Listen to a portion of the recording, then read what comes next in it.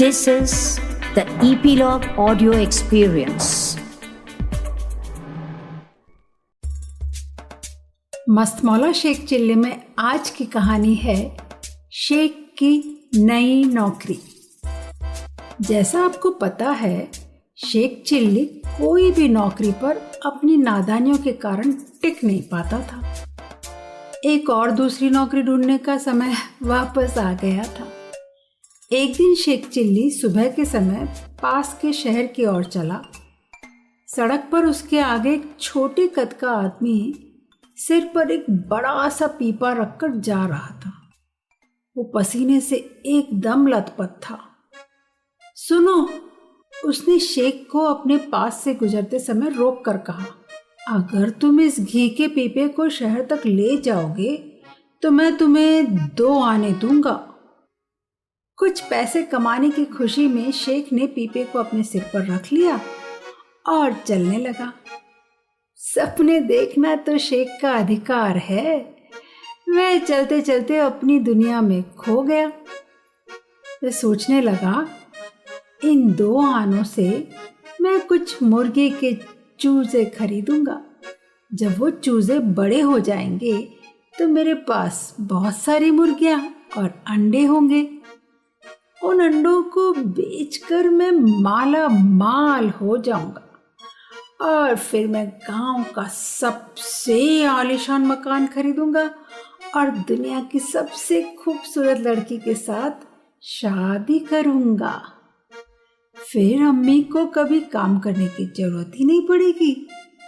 अम्मी और मेरी बेगम आराम से रानियों की तरह बैठी रहेंगी और उनकी सेवा के लिए 40 नौकरानियां होंगी। मैं तो पूरे दिन पतंग उड़ाया करूंगा। बड़ी बड़ी रंग बिरंगी पतंगे जो खास मेरे लिए ही बनी होंगी। सारा गांव मुझे पतंग उड़ाता हुआ देखने के लिए इकट्ठा होगा। फर फर। अपनी सोच में पूरी तरह मगन शेख ने काल्पनिक पतंग को उड़ाने के लिए अपने दोनों हाथों को हवा में लहराया। जैसे ही शेख ने हाथ छोड़े, घी का पीपा धड़ाम से जमीन पर आ गिरा और सारा घी बह गया। बेवकूफ, तुमने ये क्या किया? वो छोटा आदमी चिल्लाया। तुमने पूरे 30 रुपए के घी को पानी की तरह बहा दिया। 30 रुपए कौन सी बड़ी रकम है, पर मेरी तो किस्मत ही लुट गई। सारा घर परिवार मकान सब खत्म हो गया। शेख ने दुखी होते हुए कहा, मैं तो सचमुच पूरी तरह से तबाह हो गया। वो आदमी गुस्से में आग बबूला होकर चला गया। शेख भी उदास हो चलते चलते एक बड़े घर के गेट के पास पहुंचा, जहां एक घोड़ा गाड़ी खड़ी थी।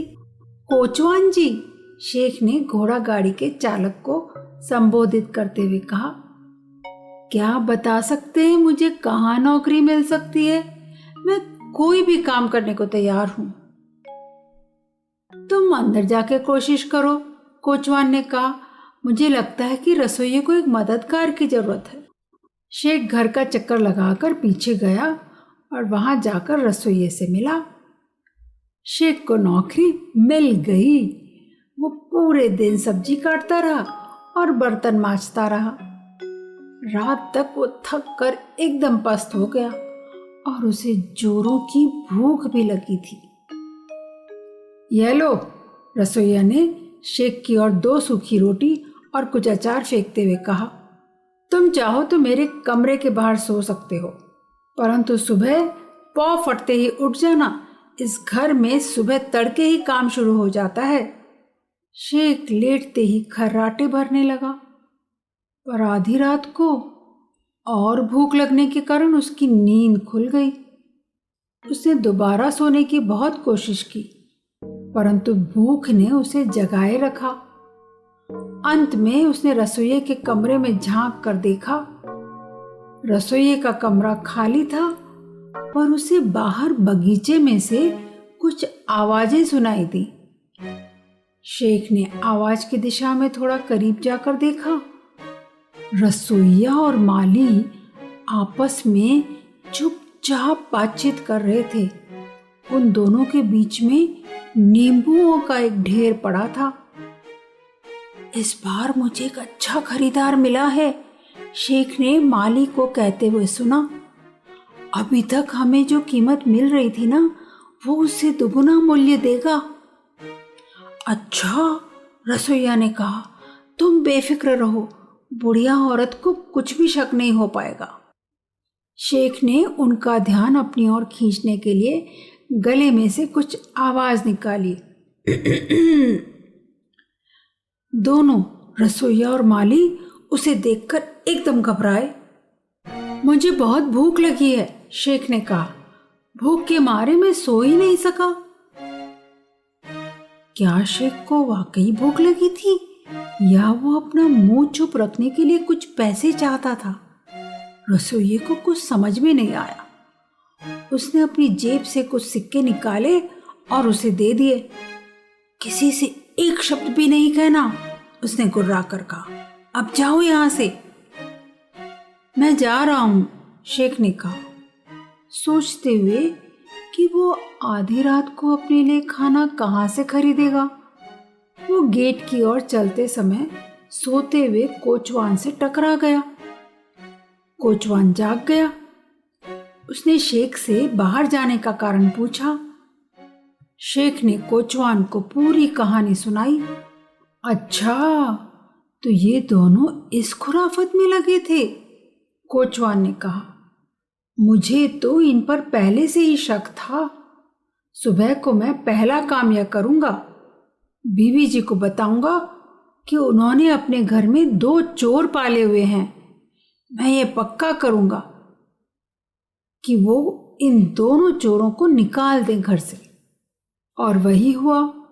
शेख को चोरों को रंगे हाथों पकड़ने के लिए 50 रुपयों का इनाम मिला और उन दोनों की जगह एक नया रसोइया और माली को रखा गया।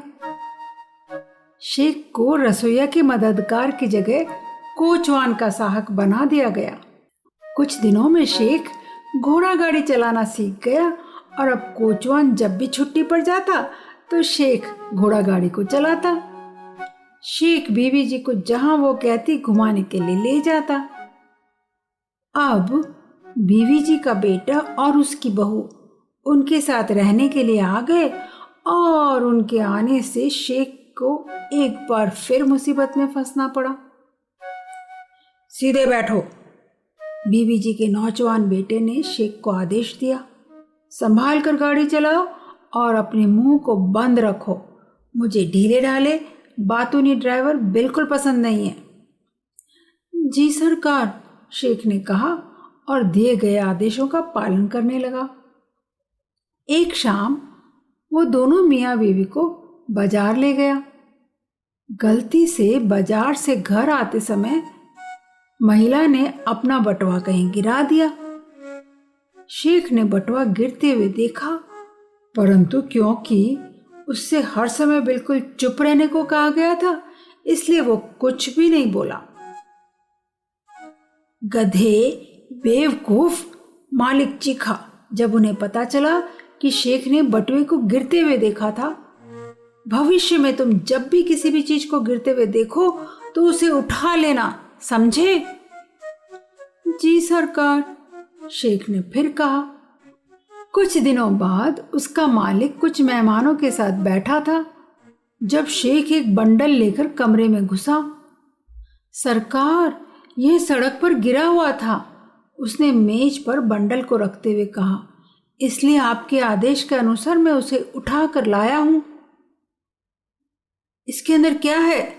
एक मेहमान ने पूछा। शेख ने बंडल को खोल दिया। बंडल के अंदर घोड़े की लीद यानी घोड़े की पॉटी पड़ी थी जो घोड़े ने गिराई थी। और जैसा कि मालिक ने आज्ञा दी थी कि कोई भी चीज गिरते हुए देखो तो उसे उठा लेना, शेख ने उस लीद को उठा लिया था। जाओ, मालिक अपने मेहमानों के सामने लज्जित होते हुए चिल्लाया, इसी क्षण तुम्हें नौकरी से निकालता हूं। मेरा घर छोड़कर चले जाओ। एक और नौकरी का अंत, वो भी कोई गलती किए बिना, शेख ने सोचा। परंतु उसने 4 महीनों की तनख्वाह बचाई थी और बीवी जी ने जो उसे बतौर इनाम 50 रुपए दिए थे, यह सोचकर शेख खुश हो गया। अम्मी जरूर खुश होंगी, यह सोचते हुए वो घर की ओर रवाना हुआ। इन पैसों से बहुत सारे चूजे खरीद सकेगा। जल्दी ही चूजे बड़े होकर मुर्गियां बन जाएंगी और इस तरह सपने संजोते हुए वो आराम से अपने घर की ओर चल पड़ा। सही मानों में मस्त मौला था ना शेख चिल्ली, अपने हसीन सपनों की दुनिया में खोया हुआ। सुनेंगे एक और मजेदार किस्सा जल्द ही। तो यह था शेख चिल्ली का एक रोचक मजेदार किस्सा। इसी कड़ी को आगे बढ़ाते हुए जल्द ही लेकर आऊंगी एक और मनोरंजक किस्सा मस्त मौला शेख चिल्ली का।